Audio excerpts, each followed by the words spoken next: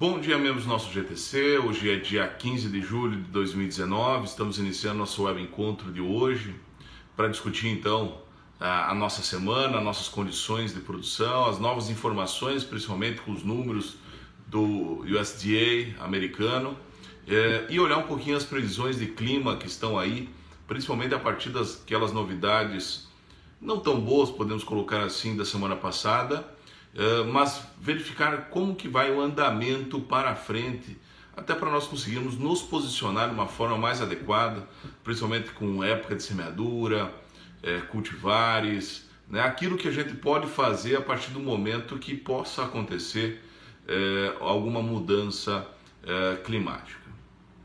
Gostaria de começar com o gráfico aí das temperaturas de anomalia dos oceanos, onde continua mostrando no Oceano Pacífico, na linha do Equador, uma diminuição da temperatura, aquilo que a gente já vem algumas semanas comentando aqui, que tinha alguns rabinhos, agora já tem uns rabos um pouquinho maiores de temperatura um pouquinho mais baixa, fazendo com que haja então um resfriamento lá do Oceano Pacífico Equatorial. Quando a gente vai ver os gráficos aí, o IRI ainda não tem novidades a respeito do mês de julho com as previsões, então não vou comentar nada sobre o IRI, as previsões de chuva e o modelo deles em termos de previsões, mas gostaria de me focar um pouco no gráfico dos australianos, que essa semana vieram trazendo então uma redução da temperatura no Oceano Pacífico Equatorial, podendo, no caso, eles estão colocando aí a possibilidade de nós chegarmos aí a uma temperatura próxima à normalidade agora no próximo mês, entre agosto e setembro já, do mar, né, lá no Nino 3.4, lá na região que faz essa medição dessa temperatura. E mantendo essa temperatura próximo a zero, ou seja, dentro da normal, aí para os próximos meses, né? Ou seja, os australianos também rebaixaram a previsão das temperaturas do Oceano Pacífico Equatorial, mas não tão forte como os americanos trouxeram, né? Já a partir da semana passada, e essa semana eles voltam aí a colocar, então, inclusive até baixando um pouco mais a temperatura, colocando aí para menos 0,7 graus em relação à normalidade lá para o mês de janeiro, tá?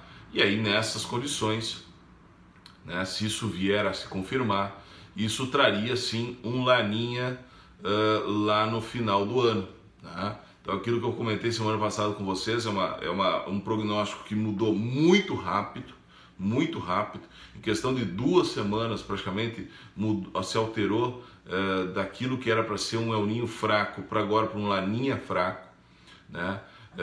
Então o que nós podemos ter de fato? A temperatura do Oceano Pacífico Equatorial está baixando, isso é fato, tá? Tanto é que a gente vê os gráficos aí de diminuição dessa temperatura e nós chegamos a temperaturas próximas ao que estava em setembro do ano passado. Essa é a temperatura que está por lá. Só que vem num posicionamento de declínio, né, que a gente precisa acompanhar um pouquinho mais para ter um entendimento de até que ponto essa temperatura possa chegar, né? Como os americanos já colocaram na semana passada, lembrando que o relatório da semana retrasada do NOAA, dos americanos, é muito parecida com essa que os australianos colocaram nessa semana, né? E agora está com uma temperatura mais baixa, né? Um pouco mais baixa até em relação à semana passada, né? Nesses indicativos desse possível laninha no final do ano, tá? Chama atenção por as temperaturas previstas para os oceanos para os próximos meses, né? Principalmente aqui para o Rio Grande do Sul, Santa Catarina, Rio Grande do Sul, eu colocaria aí uma menor problemática, né? Até porque nós temos essa temperatura do Oceano Atlântico aqui no nosso litoral, com uma previsão interessante, pelo menos interessante. Nós devemos ter uma temperatura um pouquinho mais alta, principalmente aí de novembro para frente. Então é bem possível que se houver laninha, que para o Rio Grande do Sul tenha condições mais brandas né, se persistir essa temperatura mais alta no Oceano Atlântico também, tá? As previsões de chuva dessa semana, né, são poucas as chuvas para o Rio Grande do Sul, Santa Catarina, Paraná também, principalmente nas regiões mais serranas, mais altas, tem uma previsão essa semana. Mas semana que vem já deve ter uma chuva um pouquinho mais forte, podemos observar uma chuva um pouquinho maior no Uruguai, né, Uruguai principalmente, Rio Grande do Sul, o sul para o norte, né, o sul com maior quantidade e o norte com menor quantidade, mas com possibilidade de chuvas aí em Santa Catarina, e Paraguai também, sul do Paraguai também com previsões de chuvas, uma região que tem culturas de inverno, inclusive nesse momento, né? E o restante continua aí sem chuvas, que é a previsão, que é o momento normal que acontece. Com relação aos Estados Unidos, né? Semana passada tivemos um novo relatório do USDA na segunda-feira passada para ver a situação das lavouras, né? A situação do milho melhorou em 1 ponto percentual na média de país, mas continua sendo uma situação, por exemplo, Iowa melhorou bastante, já tem 61% das lavouras boas excelentes, Illinois e Indiana não passa aí de 38%, 39%, tá? Já a soja teve uma diminuição de 1 ponto percentual aí nas condições de lavouras boas excelentes, então começando a se posicionar com relação a esse desenvolvimento inicial, que é importante para esse momento vegetativo e iniciando o florescimento. Cabe ressaltar aqui algumas informações, né, de que praticamente a soja nesse momento, né, na semana passada, deveria ter pelo menos 1/3 da lavoura americana já em florescimento.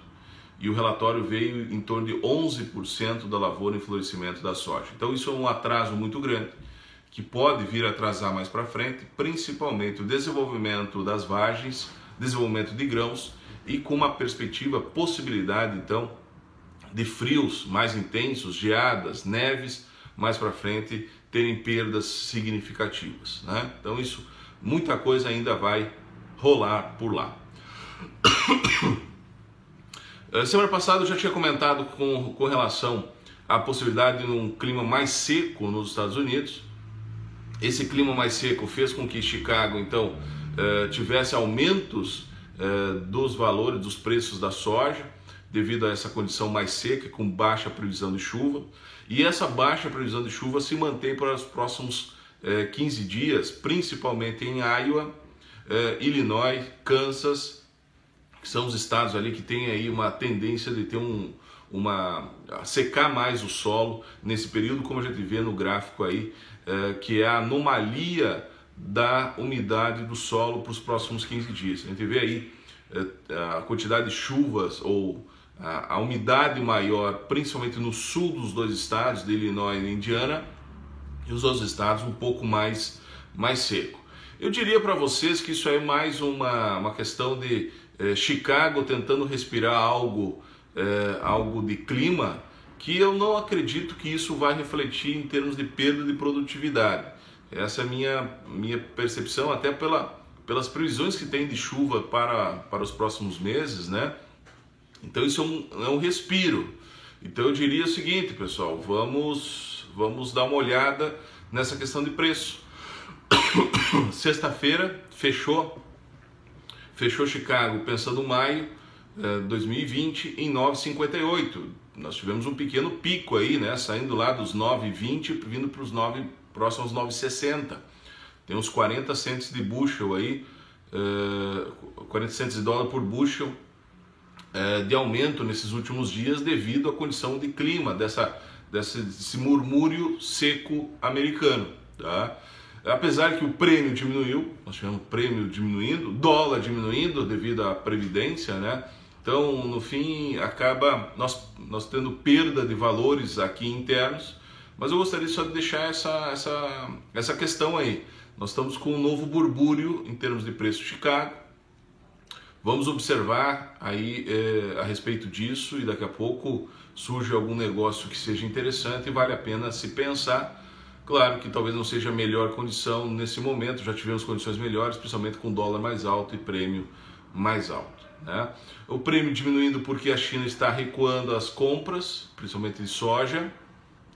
E eu trago aqui os relatórios aí, um resumo dos relatórios, e aí colocando de uma forma bem rápida esses números, né, a partir do gráfico aí da tabela das notícias agrícolas, que acho que facilita bastante a visualização, né, mostrando que esse relatório de quinta-feira passada diminuiu o potencial de produção americano em 8 milhões de toneladas, trazendo aí para 104, um pouco mais de 104 milhões de toneladas de previsão de produtividade, de produção, reduzindo a produtividade, reduzindo a área, trazendo a área então para um pouco mais de 32 milhões de hectares. Na previsão inicial era para se ter 36 milhões de hectares.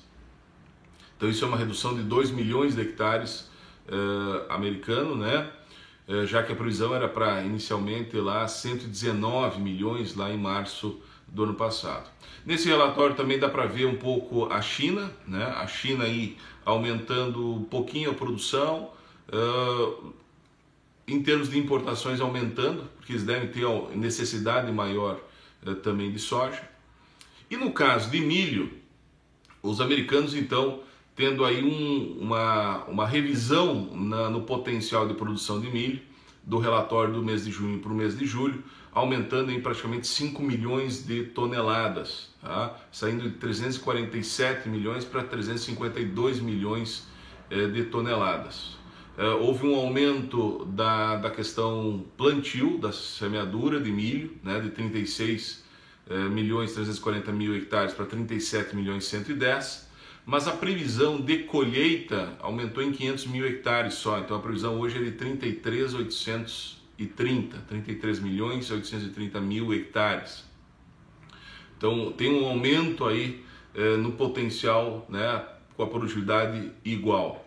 Chama atenção para esse relatório que dá para ver muito bem as pretensões, né, aqui americanas com relação aos números brasileiros para essa próxima safra, né, colocando um potencial de produção no Brasil de 101 milhões de toneladas.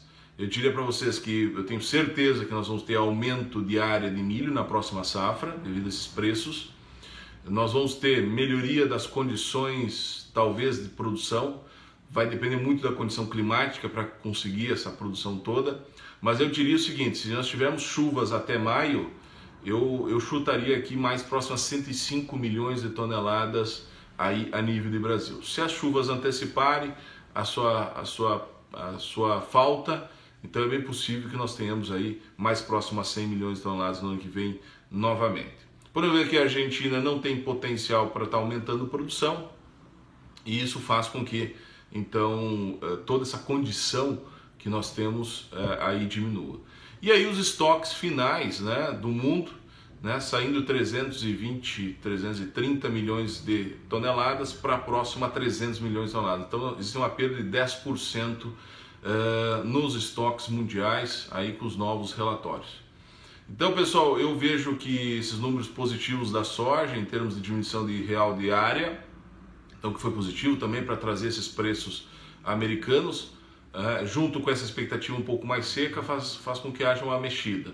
E milho recuou um pouco devido a esses novos valores, né? Produções menores, produções maiores, maior área do que estava sendo estimado no mês passado, então deu uma recuada o preço de Chicago no milho.